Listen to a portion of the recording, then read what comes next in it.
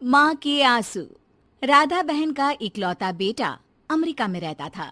एक दिन राधा बहन का किराएदार कहता है, अरे माँ जी अकेली बैठी रहती हैं, बेटे के पास क्यों नहीं चली जाती? अरे कैसे चली जाऊं, नई नई शादी हुई है। अभी तो थोड़ा बहू के साथ समय बिताएगा, तभी तो दोनों के बीच समझ बढ़ेगी ना। अरे कैसी बात कर रही हैं माँ जी, समझ बढ़ाने के लिए 5 साल काफी होते हैं। 5 साल की शादी को कोई नई शादी नहीं कहता। हाँ वो तो है। आया था पिछले साल उसका फोन, पूछ रहा था कैसी हो, पर अब तो काफी साल हो गए, कोई फोन भी नहीं आता। तभी फोन की बेल बजती है। लो 100 साल की उम्र है, आ गया मेरे मयंक का फोन। अच्छा, कैसे पता कि ये फोन उसी का है? अरे कैसे पता नहीं चलेगा, माँ हूँ मैं। अरे रहने दो माँ जी, 1 साल से जिसका फोन नहीं आएगा वो अब क्या करेगा? होता भी वही है। फोन पर मयंक है। कैसी हो माँ? अरे बेटा, तेरी आवाज सुन ली, अब तो मौत भी क्यों ना आ जाए, बहुत याद आती है बेटा। माँ मैं वो ऑफिस में था। अच्छा माँ, वो रीना बोल रही थी कि तुम अकेली रहती हो इंडिया में, वो ठीक नहीं है। अब बुजुर्ग भी तो हो रही हो, अकेले पकाना खिलाना, वो चाह रही है कि अब तुम यहीं आ जाओ, हम लोग साथ रहते हैं ना। राधा बहन की आंख से पानी गिरने लगता है। वो कुछ नहीं बोल पाती।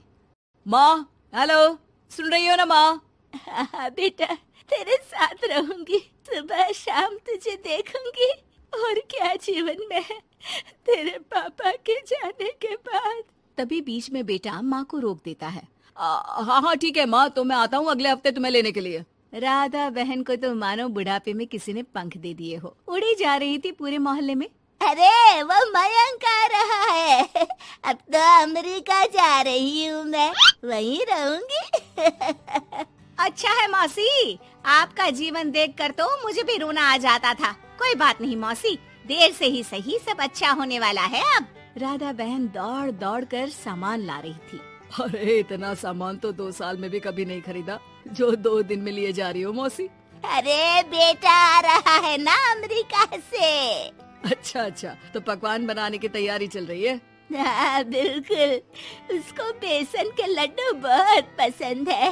रात भर भूनना तलना ये सब प्रोग्राम चलता रहता है राधा बहन के घर में। और फिर वो दिन भी आ जाता है जब बेटा घर आता है। कौन?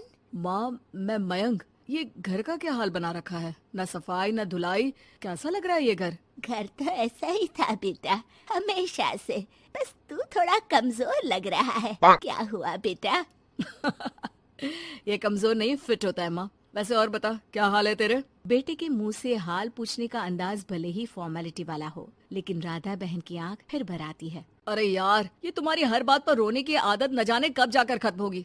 सही कहती है रीना तुम्हारे लिए। रीना बहू क्या कहती है मेरे लिए? यही के बस यही एक आदत है तुम्हारी माँ की, इमोशनल ब्लैकमेल। अरे यार, अब इसमें रोने की क्या बात है? ना ना कुछ नहीं, बहुत दिन बाद तो घर आया ना, तो क्या रोएगी? हाँ क्यों?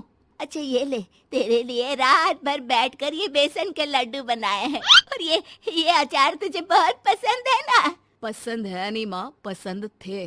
अब तो फिटनेस के लिए ये सारी फालतू चीजें मैं खाता भी नहीं हूँ। ये फालतू चीजें खाकर ही तो तू बड़ा हुआ है बेटा। अब रहने दे माँ, क्या क्या खिलाकर बड़ा किया है, मुंह मत खुलवा। कौन देशी घी में शक्कर डालकर पराठे के साथ खाता है? वो तो तुझे पसंद थे ना बेटा, तभी तो बनाती थी, नहीं बनाती थी तो रोता था तू। अरे तो रोने देती ना माँ, अब सारी समस्या उसी खाने से है शरीर में। वो तो भला हो रीना का, जो हेल्दी डाइट देकर सब मेंटेन कर रही है। राधा बहन बेटे की आने की खुशी में इतनी दीवानी थी कि उसे बेटे के बात का अंदाज और लहजा समझ में नहीं आ रहा था। अच्छा अच्छा रुक, पालक वाली दाल बना देती हूँ।